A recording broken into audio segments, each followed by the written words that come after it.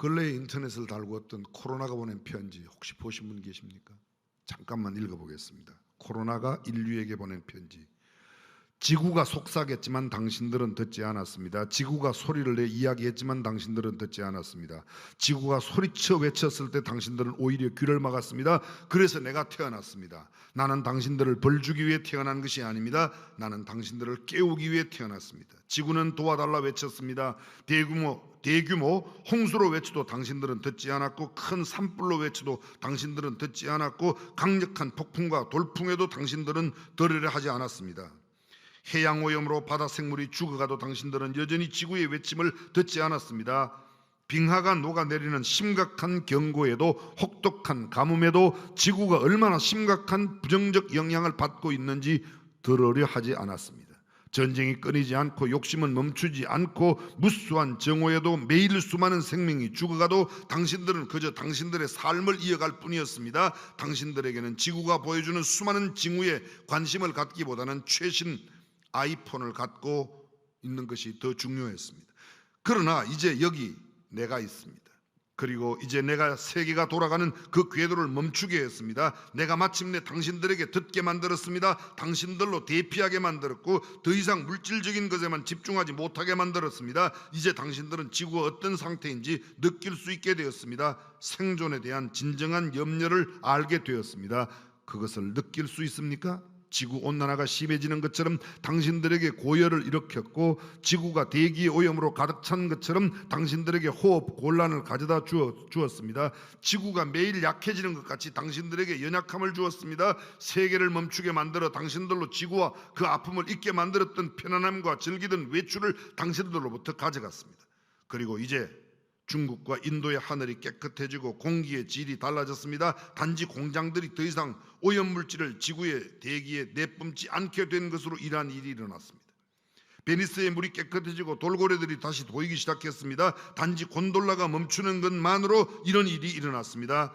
당신들은 비로소 당신들의 삶의 진정으로 중요한 것이 무엇인지 새겨 볼 수 있는 시간을 갖게 되었습니다. 나는 여기에 당신들을 벌주러 온 것이 아닙니다. 당신들을 깨우기 위해 온 것입니다. 내가 떠나고 이 모든 것이 지나간 후에 제발 이 시간들을 기억해 주세요. 지구의 이야기를 들어주세요. 당신 영혼의 소리에 귀 기울여 주세요. 더 이상 지구를 오염시키는 것을 멈춰 주세요. 싸움을 멈추고 더 이상 물질적인 데 매달리지 말아 주세요. 그리고 이제 이웃 사랑하기를 시작해 보세요. 지구와 그 안에 모든 생물을 보살펴 주세요. 그리고 마지막으로 창조주를 인정하세요.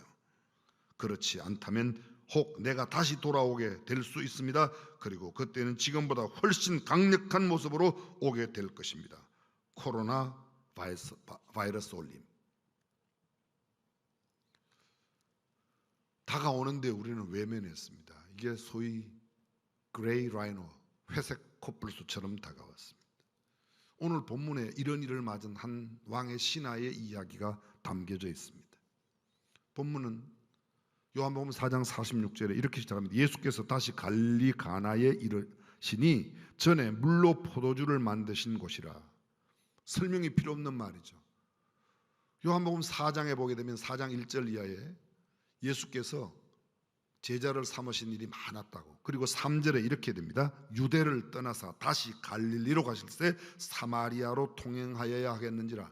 유대에서 활동하시다가 갈릴리 지역으로 가시는데 사마리아를 통하여 가십니다. 왜요? 사마리아 수가성 우물가의 여인을 구원하시고자 하는 의도적인 발걸음.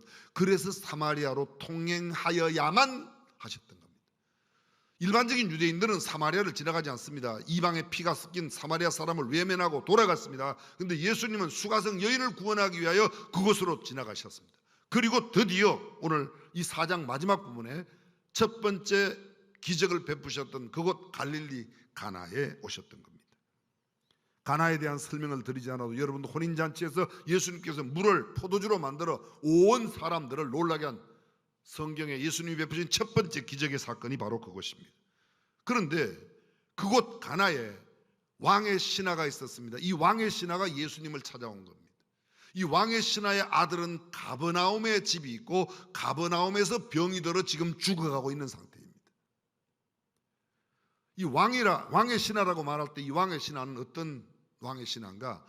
갈릴리 지역 전체를 다스리고 있는 헤롯 안티파스, 분봉왕 헤롯, 마태복음 14장 1절에 나오는 그 분봉왕 헤롯, 침례요한의 목을 잘랐던 그 분봉왕 헤롯 왕의 신하입니다. 두말할 것도 없이 유태인이죠. 그런데 그의 집은 가버나움입니다. 가버나움도 똑같은 갈릴리예요. 갈릴리 안에 가버나움도 있고 벳세다도 있고 그리고 가나도 있습니다. 가나는 북쪽 지역이고 가버나움은 갈릴리의 남쪽 지방이라고 생각하시면 쉽게 되겠습니다. 근데 왕의 신하의 아들이 가버나움에서 병이 들었습니다. 예기치 못한 블랙스완을 만난 겁니다. 검은 백조가 이 왕의 신하의 집에 왔습니다. 우리는 고관도 왕의 신하도 고위직도 부자도 권세자도 결코 피할 수 없는 블랙스완이 있을 수 있다는 겁니다. 누구에게도 그런 것은 올 수 있습니다. 근데 이 아들의 아픔이, 아들의 질병이 그에게 얼마나 큰 근심과 염려가 되었겠습니까? 예수님께 나와 그가 청하여 가로되 제 아들이 죽어갑니다. 거의 죽어갑니다. 그동안 그가 할 수 있는 일을 다 했을 겁니다. 그가 가버나움에서 아들을 간병하다가 아들을 지키고 살리려고 하다가 예수의 소문을 듣고 가나까지 온 것입니다. 그렇다면 그는 어쩌면 왕의 신하로서의 직무를 잠시 휴직을 내고 지금 아들을 살리기 위한 온갖 노력을 기울이고 있는지도 모르겠습니다. 회복을 위하여 명의와 명약을 찾아갑니다. 좋다는 사람들을 다 알아서 뭐가 좋다, 어디가 좋다, 누가 잘 고친다 아마 다 해보았을 겁니다. 수단과 방법을 다 동원했을 겁니다. 그런데 아직도 아들은 여전히 죽어가고 있습니다. 고위 관리 부자 병들지 않을까요? 질병은 지위고하를 가리지 않습니다. 염려 걱정이 없습니까? 많이 배운 사람은, 많이 가진 사람은 아닙니다. 천석군에게는 1000가지 걱정이 있습니다.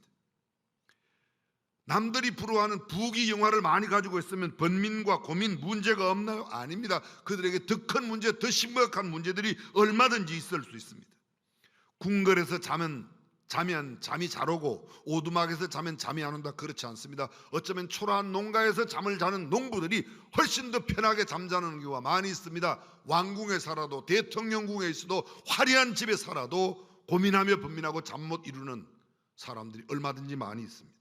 부귀와 권력, 지위와 명성이 고난을 막을 수가 없습니다. 지위, 명성이 질병을 막을 수가 없습니다. 많은 지식과 돈이 있는 그런 사람들은 비전 없고 비단 옷은 입을지 모르지만 마음의 근심이나 염려는 그들도 똑같이 가질 수가 있다는 겁니다. 걱정, 고민, 염려, 질병, 죽음, 그것은 내가 가진 부나 내가 갖춘 지식과 아무런 상관이 없다는 겁니다. 높은 나무, 가지가 많은 나무일수록 폭풍과 태풍이 볼 때 훨씬 더 많이 흔들리고 더 요란하게 되어 있습니다. 다윗을 생각해 보았습니다. 다윗이 어느 때가 행복했을까? 다윗이 왕이 되었을 때일까? 아니면 이새의 말째 아들로 목동 시절이었을까? 제 상상에는 목동 시절이 훨씬 더 쉬웠을 거예요. 왕이 되었을 때 우리가 잘 알고 있습니다. 다윗은 다윗의 아들들이 반란을 일으키며 왕을 위협하고 아버지를 배반하고 수많은 적들이 그를 침공해 왔습니다. 그때가 더 편할 리가 없습니다. 차라리 이리를 쫓고 늑대를 쫓아도 양들과 함께 지날 때가 어쩌면 훨씬 더 편한지도 모릅니다. 오늘 본문에 보면 47절에 그가 예수께 나왔습니다. 왕의 신하가 예수께 나와서 유대로부터 갈릴리에 오심을 듣고 예수님께 가서 청하되 내려오소서 내 아들의 병을 고쳐주소다니 저가 거의 죽게 되었습니다.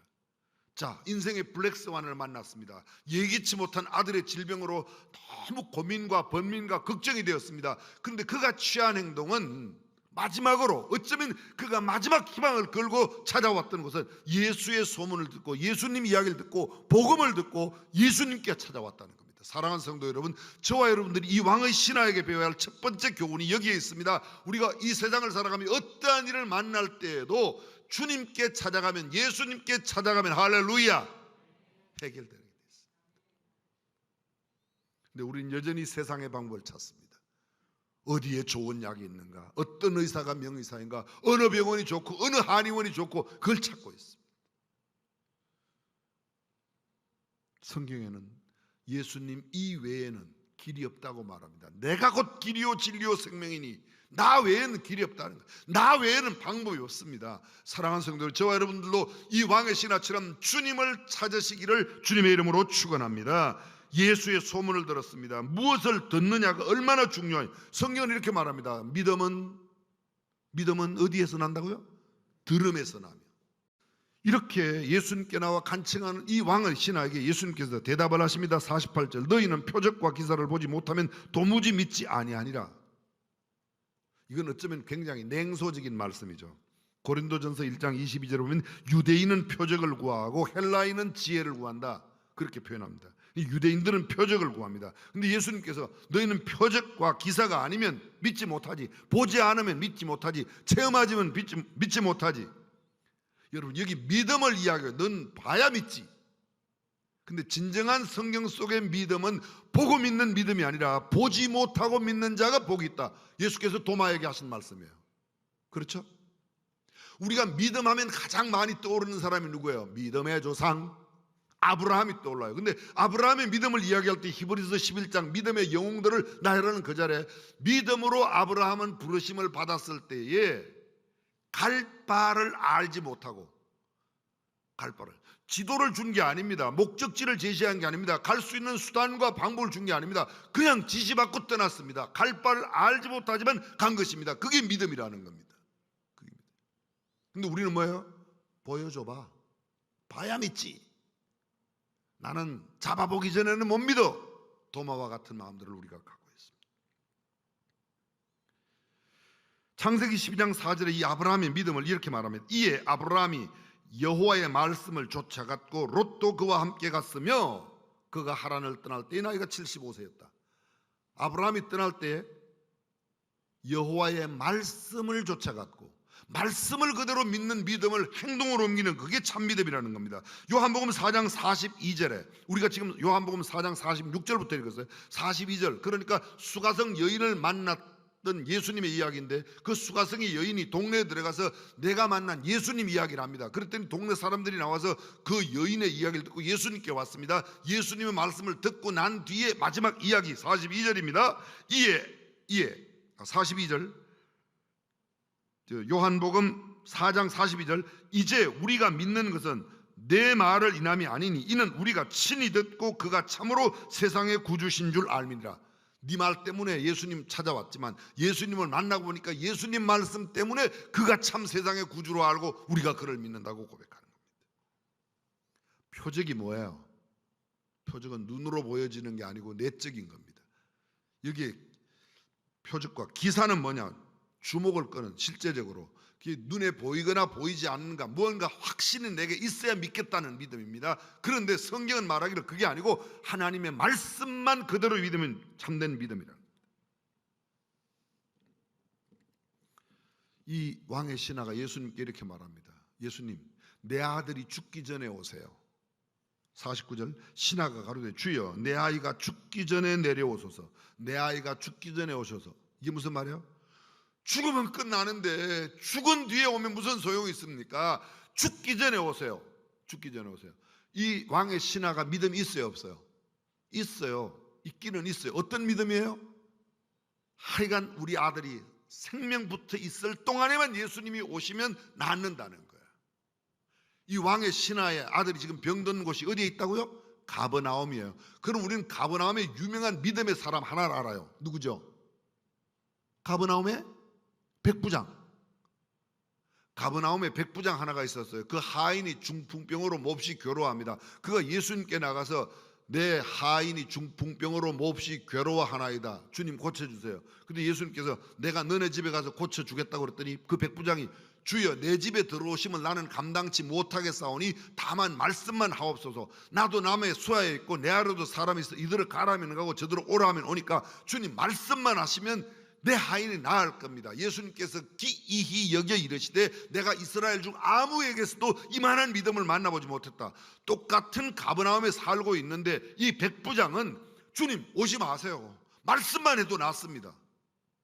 이 왕의 신하는 어쨌든지 아들 살아있는 동안에 예수님이 우리 집에 오셔서 고쳐주세요. 살아있을 때만 오면. 그럼 여러분 생각할 때, 저와 여러분 생각할 때 누가 믿음이 좋아요? 백부장, 왕의 신하? 백부장은 로마 사람이에요.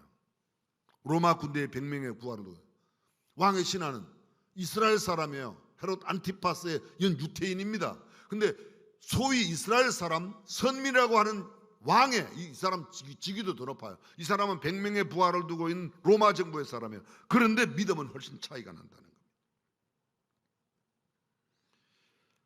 이런 믿음은 있었어요. 왕의 신하도요. 살아있을 때만 오면 우리 아들 살아날 수 있는데 그 정도 믿음. 예수님만 오시면 되는데 믿음의 수준이 얕기는 하지만 그 정도의 믿음은 갖고 있다는 겁니다. 유명한 신학자 벵겔은 이렇게 표현합니다. 죽은 후에라도 살릴 수 있다는 믿음은 왕의 신하에게는 없었다는 겁니다.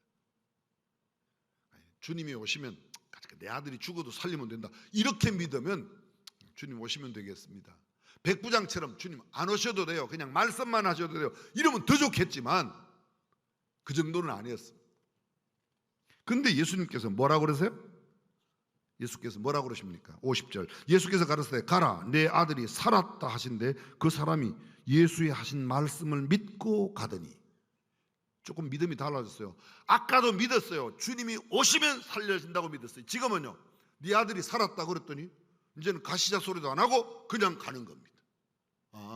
주님께서 말씀하셨으니까 이제는 아들이 살았다고, 이제는 예수님 말씀만으로도 충분히 믿는 믿음이 생긴 거예요.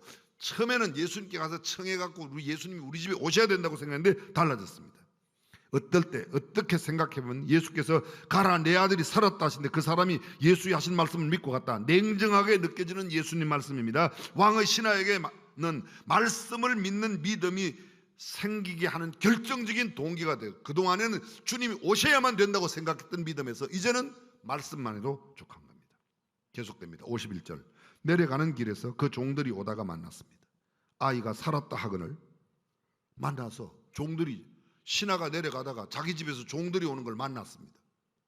그런데 종들이 보고를 합니다. 주인님의 아들이 살아났습니다. 근데 주인이 그 종들에게 물어요. 몇 시쯤부터 나왔냐? 그랬더니 어제 7시에 7시는요 오후 1시예요. 어제 오후 1시. 아까 몇 킬로라고 그랬죠? 가버나움에서 가나까지가 34km. 부지런히 그러면 한 9시간 정도면 갈 수 있을 거예요. 중간에 좀 쉰다 그래도 한 10시간 정도면 갈 수 있을 거예요. 34km니까. 한 시간에 한 4km씩 걸으면 그죠? 한 8, 9시간이면 걸어갈 수 있죠. 그러니까 갈 수 있는 건데 이게 어제란 말이에요. 어제. 아니 오후 1시에 예수님께서 이야기를 하셨거든요. 왜? 7시에부터 열이 떨어졌다. 7시가 언제나 이 왕의 신하가 생각하면 예수님이 1시경 내가 예수님을 만났는데 예수님이 그때 얘기했으니까 1시경부터 8시간 지났다고 그래도 지금 밤 9시밖에 안 됐어요. 그런 날짜는 어제라고 그러죠. 그죠? 예, 어제예요. 왜? 이스라엘 사람들은 해가 넘어가면 날짜가 바뀌는 거예요. 해가 넘어가면 어제예요. 해가 넘어가면 내일, 오늘이 왔어요. 그렇죠? 그렇죠. 그러니까 해 넘어가고 지금 1시라고 하면 밤 8시나 9시, 뭐 조금 늦으면 10시 정도, 11시 정도에 만나서 어제 오후 1시에 열이 떨어졌습니다. 성경님 그렇게. 왕의 신하는 예수님을 만난 후 그 길로 가버나움을 향해 가다가 그 해진 이후 날이 바뀐 다음 날 바로 저녁 늦은 시간 어쩌면 8시, 9시쯤 이 왕의 신하의 집에 있는 종들을 만났고 이야기를 나눌 겁니다. 아들이 고침받았다. 온 가족이 믿었다고 기록되어 있습니다. 우리는 흔히 생각할 때 우리가 어려움을 당하면 사업을 하다가 어려움을 재정난을 당하고 우리가 인생을 살아가면서 때로는 큰 질병을 만나거나 역경을 만나거나 문제를 만나면 아이고 이제 그게 아닙니다. 어쩌면 그 고난은 위장된 축복이다. 믿으시면 아멘. 성경은 그렇게 말하고 있습니다. 왕의 신하의 믿음의 진보는 이랬습니다. 예수의 소문을 듣고 기적의 소문을 듣고 복음을 듣고 예수님께 나가서 예수님의 권능을 믿었어요. 예수님이 오시면 우리 아들 고칠 수 있는데 예수님의 권능을 믿었습니다. 예수님을 찾아가 만나서 예수님의 말씀을 믿습니다. 기적을 체험하고 예수님 자신이 나았다고 하니까 이제는 예수님이 안 오셔야만 된다고 생각했던 믿음에서 안 오셔도 그 말씀을 믿고 내려가 온 가족이 구원받았습니다. 예수님의 권능은 시공을 초월하여 믿음의 사람에게 역사하는 줄로 믿습니다. 보십시오. 예수님은 가나에서 말씀하셨어요. 근데 신하의 아들은 어디에서 고침을 받았어요? 가버나움에서. 내 아들이 가버나움에서 병들어 거의 죽게 되었습니다. 성경에 그렇게 나오죠. 근데 예수님은 가나에서 말씀하세요. 내 아들이 살았다고 그랬더니 살았습니다. 예수님의 기적은 참 놀랍습니다. 어떤 경우에는 전혀 상상을 초월해서 일어납니다. 관에 손을 대어 청년을 살립니다. 죽은 야이로의 딸은 손을 잡고 이렇게 세우며 달리다금 하니까 일어났습니다. 나사로의 무덤 앞에서는 아무것도 행동도 안 하시고 나사로야 일어나라 말 한마디에 그냥 일어났습니다. 방법은 여러 가지입니다. 예수님께서 어눌 환자, 벙어리되고 어눌 환자, 귀머거리 되고 어눌 환자, 잘 듣지 못하고 청각장애인, 언어장애인 그런 사람에게 혓바닥을 내밀어 손으로 잡아서 혓바닥을 잡아서 그죠? 한번 옆 사람과 한번 해볼까요? 이게 얼마나 찝찝해요, 그죠? 예수님께서 어떤 때는 말로, 어떤 때는 또 이렇게 하셨어요. 요한복음 9장에 나오는 맹인을 고칠 때는 침을 뱉어 물도 아니고 침을 뱉어 흙을 이게 그걸다 눈에다 발랐어요. 그냥 침만 발라봐요, 흙 말고. 그래도 냄새가 쾌쾌하게 안 좋죠, 그죠? 뭐 해봐야 알겠어요. 나와봐요, 제가 한번 해볼게요. 이게 진짜. 근데 예수님은 이상한 방법들을 쓰세요. 주님은 우리가 기대하고 우리가 생각하는 것을 초월하는 겁니다. 주님의 방법이면 우리의 상상을 초월하고 우리의 이성과 논리에 맞지 않아도 그것을 믿는 믿음이 정확한 믿음인 줄로 믿습니다. 대부분의 많은 사람들이 내 생각에는 그가 나와 내 당체 위에 손을 넣고 아니야, 그냥 가서 요단강 물에 들어갔다 나와. 그거예요.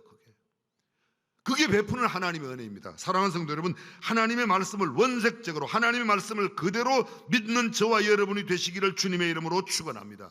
고난이 와도 결코 영혼의 유익이 된다면 고난이 더 이상 고난이 아닙니다. 저주가 아닙니다. 문제가 아닙니다. 고난은 축복입니다. 그렇습니다.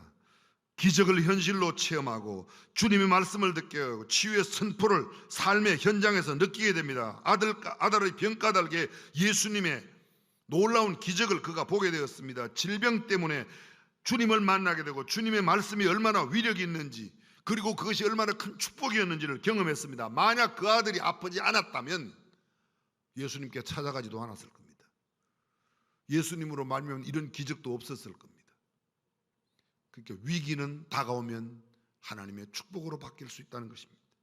고난은 하나님의 도구입니다. 고난으로 말미암아 도저히 상상할 수 없는 교훈과 축복을 주십니다. 건강은 축복입니다. 그러나 때로 하나님께서 허락한 거룩한 질병이 건강보다 더 큰 복이 될 수 있다고 믿으시면 아멘. 그렇습니다. 부귀와 영화, 재물이 복인 경우가 있습니다. 그러나 때로는 부귀와 영화를, 재물을 잃어버리고 주님을 더 가까이 찾게 된다면 그 상실이 복인 줄로 믿습니다. 돈은 많이 얻었는데 지위는 높아졌는데 하나님과 멀어졌다. 그게 정말 복일까요? 그렇지 않습니다. 여쭤보겠습니다. 지위는 상실해도 주님과 가까워지는 게 복이다. 아멘. 맞습니다. 우리는 또 3번을 원해요. 지위도 높아지고 하나님도 가까워지고.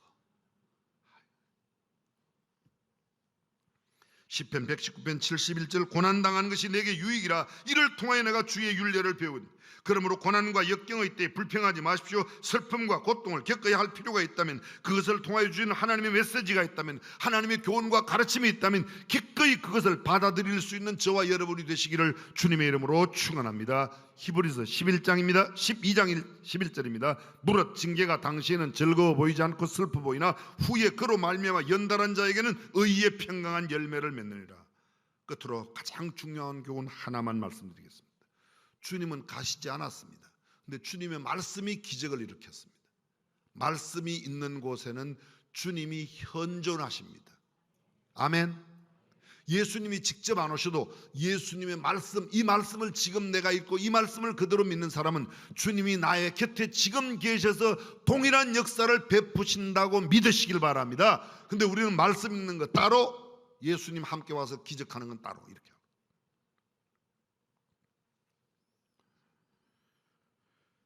직접 가서 만지시지 않으셨지만 주님의 말씀 자체가 권능으로 현실화되었다. 이걸 주님의 현존이라고 그러는 겁니다. 말씀이 현존입니다. 은혜와 평강, 자비와 기쁨, 환희와 즐거움, 이 모든 것이 말씀의 결과입니다. 오늘 하나님의 말씀을 믿음으로 온전한 하나님의 놀라운 역사를 이루어가며 경험하며 살아가는 저와 여러분이 되시기를 주님의 이름으로 축원합니다.